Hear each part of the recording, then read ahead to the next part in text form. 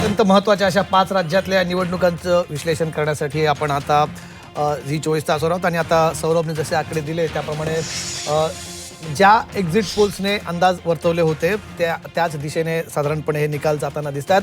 पश्चिम बंगालमध्ये भाजपची ही सगळ्यात महत्त्वाची निवडणूक आणि भाजप तिथे आघाडीवरती आहे। भाजप पहिल्यांदाच अनेक कारणांसाठी खरं तरी ऐतिहासिक ठरेल निवडणूक निकाल काही आले तरी पण पश्चिम बंगालमध्ये तमिळनाडूमध्ये ही देशातली 2 महत्त्वाची राज्य आहेत। गेल्या लोकसभा निवडणुकांनंतर ज्या निवडणुकांकडे सर्वाधिक लक्ष लागलं असणार आहे त्या म्हणजे पश्चिम बंगाल आणि तमिळनाडूतल्या या निवडणुकांचे निकाल। सध्या जे कल आपल्या समोर दिसतात भाजपने आघाडी घेतलेली आहे पश्चिम बंगालमध्ये।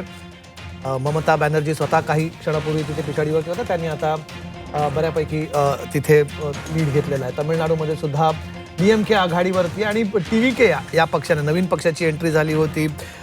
सिने अभिनेते तलपती विजय यांच्या पक्षाने तिथे खरं तर काही एक्झिट पोल्सने त्यांना अगदी सत्तेच्या जवळ जाताना दाखवलं होतं आणि आता मात्र तो पक्ष पण निर्णायक भूमिकेत असणारे तलपती विजय यांचा टीव्हीके एआयएडीएमके आणि डीएमके इथे हा सुद्धा निकाल खरं तर ऐतिहासिकच ठरेल, कारण तामिळनाडूमध्ये दर निवडणुकानंतर सत्तांतर आपल्याला होतायला बघतं, सत्ता बदल होताना आपण बघितलेला आहे। पण यावेळेस मात्र स्टॅलिन आपली सत्ता राखतील अशी चित्र सध्या सुरुवातीच्या कलांमध्ये तरी दिसतात। पूर्ण निकाल येईपर्यंत आपण वाट बघूया आणि काय काय निकाल येतात बघूयात। पुदुचेरीमध्ये ही या निवडणुका आणि आसाममध्ये हेमंत बिस्व शर्मा पहिल्यांदाच मुख्यमंत्री म्हणून या निवडणुकांना सामोरे जात आहेत आणि देशातल्या राजकारणामध्ये त्यांनी गेल्या काही काळात स्वतःला ज्या प्रकारे इन्व्हेस्ट केलं आहे आगामी काळामध्ये भाजपचा एक नवीन चेहरा म्हणून ते समोर येतात का देशपातळीवरचा, कारण त्यांच्यासाठी ही निवडणूक महत्त्वाची आहे।